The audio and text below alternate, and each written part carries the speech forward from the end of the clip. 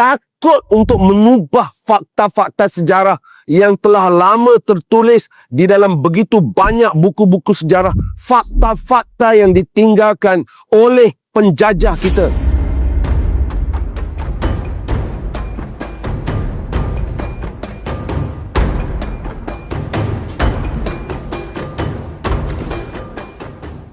Dan lebih merisaukan kita, tuan-tuan, adalah perasaan rendah diri yang amat mendalam ni, sehingga kan pemimpin kita sendiri, umat Islam sendiri, takut untuk bersuara, takut untuk mengubah fakta-fakta sejarah yang telah lama tertulis di dalam begitu banyak buku-buku sejarah, fakta-fakta yang ditinggalkan oleh penjajah kita.